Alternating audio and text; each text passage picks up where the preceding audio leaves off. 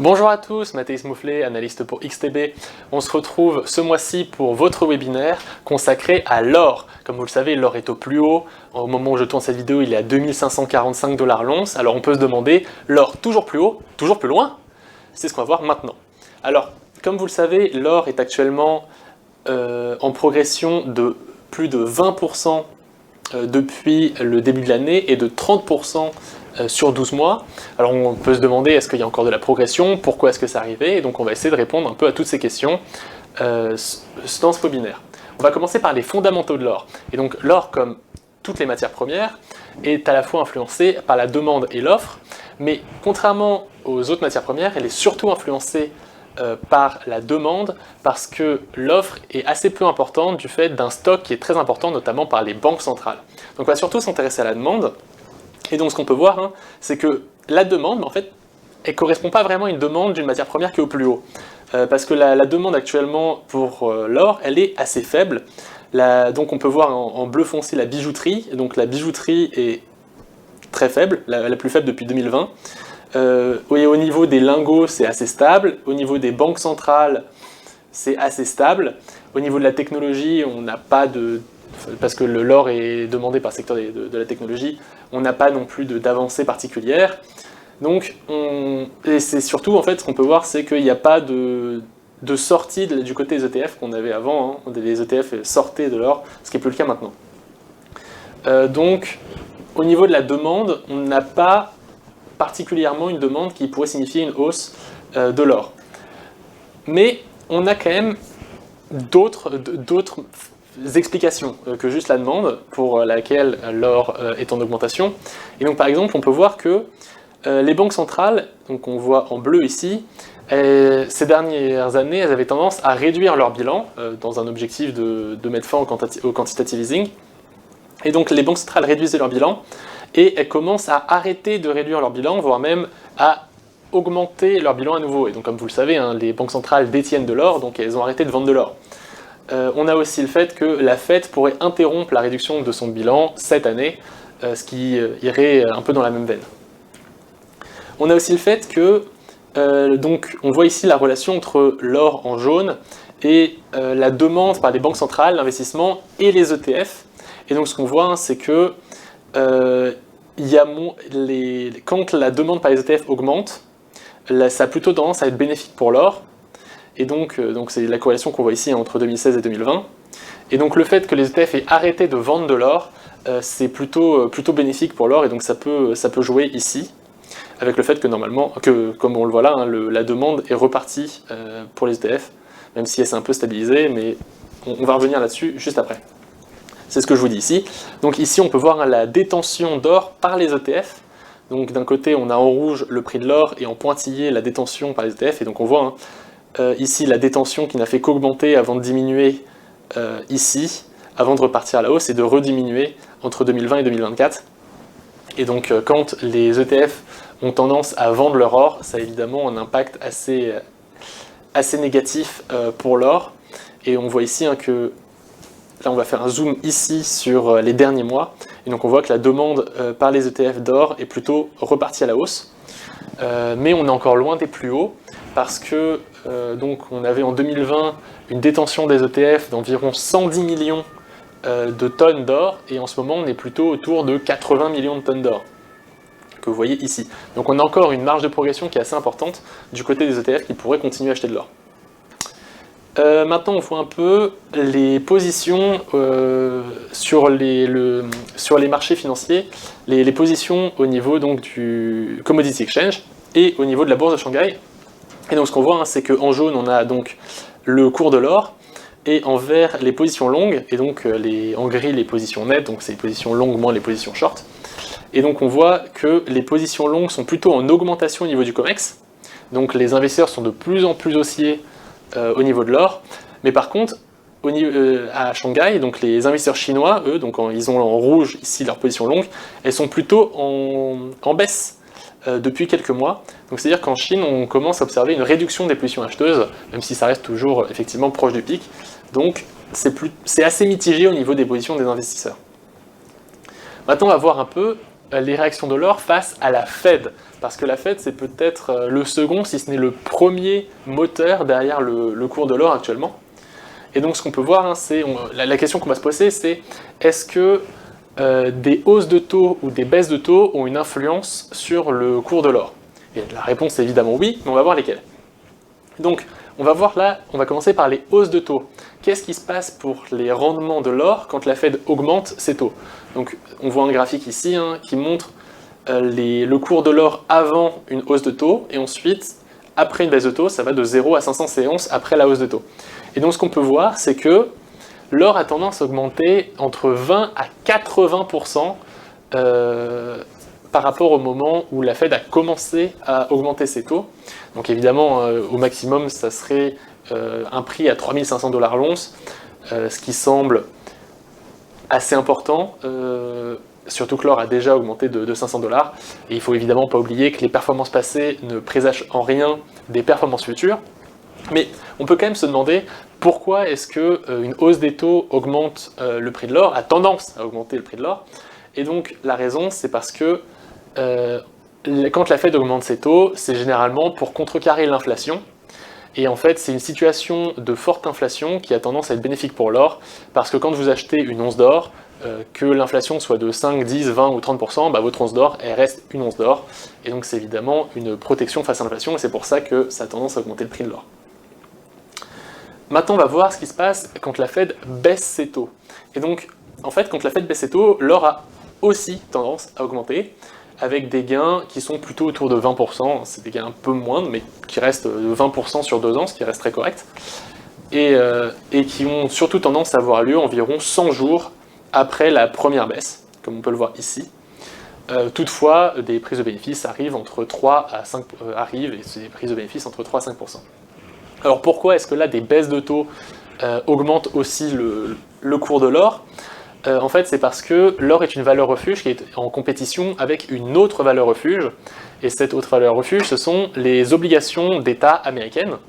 Et donc quand quelqu'un détient une obligation d'État américaine, il reçoit un coupon tous les ans qui dépend du taux de remboursement, du taux défini par la Fed, souvent.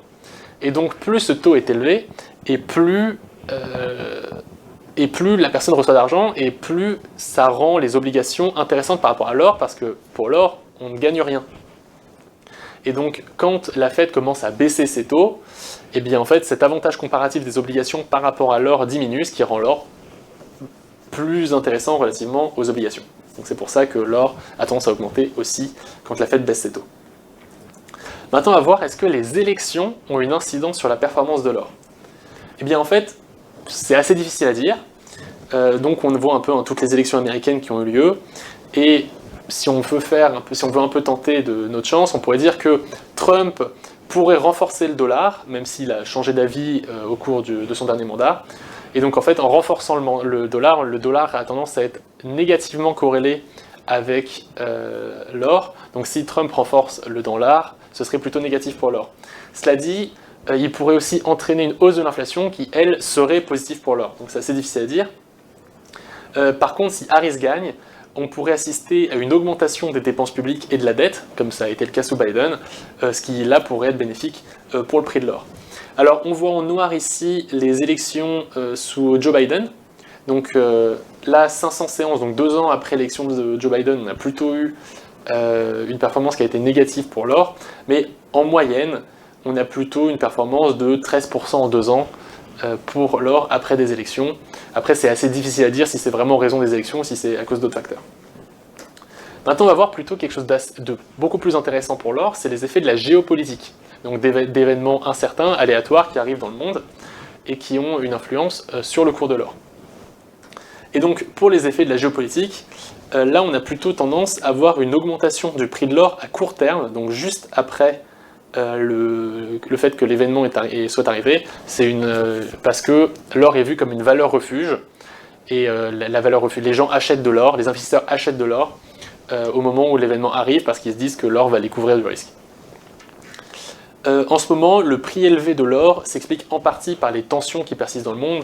Donc évidemment, on a le conflit au Moyen-Orient, Israël et le Hezbollah, on a la guerre en Ukraine, on a des tensions entre la Chine et Taïwan, entre la Chine et les Américains. Donc on a tous ces tensions qui sont plutôt favorables à l'or.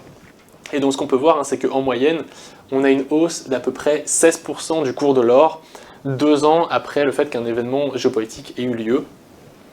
En ce moment, on pense qu'il est assez peu probable qu'un président américain puisse résoudre des problèmes majeurs tels que la guerre en Ukraine ou le conflit au Moyen-Orient ou ce qui se passe avec la Chine. Ça dit, c'est pas impossible et ça fait partie, comme vous le savez, de la promesse de campagne de Donald Trump. Maintenant, on va voir un peu la saisonnalité ou des indicateurs intéressants et les positionnements spéculatifs des investisseurs. Alors, si vous suivez les matières premières et fondamentaux, les émissions matières premières et fondamentaux, vous savez que le mois de septembre est très négatif pour l'or.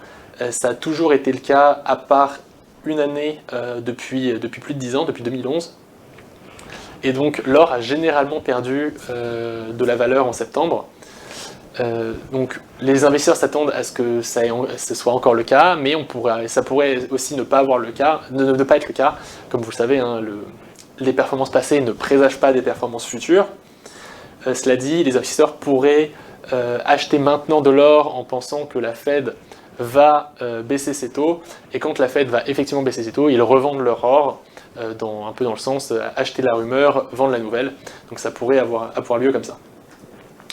Maintenant, on voit un peu donc, un graphique dans lequel on voit le prix de l'or par rapport à la moyenne mobile à 1 an et à 5 ans, et les écarts types à 1 an et 5 ans, par rapport au cours actuel. Et donc ce qu'on voit, c'est que à 1 an, on ne voit pas vraiment de surévaluation de l'or, on n'a pas l'impression qu'il y ait une surévaluation de l'or par rapport à ce qu'on voit d'habitude. Par contre, à 5 ans, on est à 3 écarts types au-dessus, ce qui pourrait indiquer une légère surévaluation de l'or par rapport à ce qu'on voit d'habitude. Maintenant, on voit un peu, sur ce graphique, on voit le ratio entre l'or et le S&P 500, du prix de l'or par rapport au S&P 500. On voit que ce ratio est à des minima locaux, ce qui pourrait, et ça se consolide, et on ne s'attend pas particulièrement à une poussée. Par contre, on a un autre graphique qui est le graphique du VIX moins le taux effectif américain. Et donc, ce qu'on voit ici en jaune, hein, c'est cette courbe-là.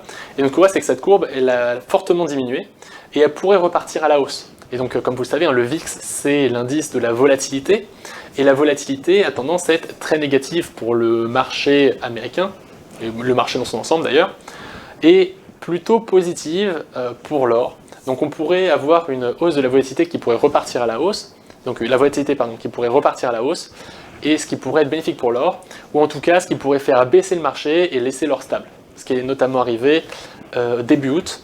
On avait eu donc un peu la panique due au carry trade japonais, et le marché américain avait fortement baissé en une séance, et le marché japonais puis le marché américain avait fortement baissé en une séance, et l'or par contre s'était très bien tenu et était resté relativement stable. Maintenant, on va voir un peu les positionnements spéculatifs des investisseurs. Et donc, on voit ici en vert, ça c'est les positions longues des investisseurs, et ça c'est les positions short.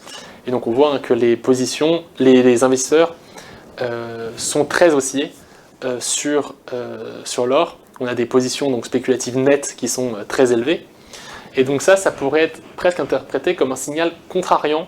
On pourrait dire que quand tous les investisseurs pensent tous la même chose, le marché a un peu d'humour et a tendance à faire l'inverse de ce que tous les investisseurs pensent. Donc ça pourrait être un signal un peu contrariant.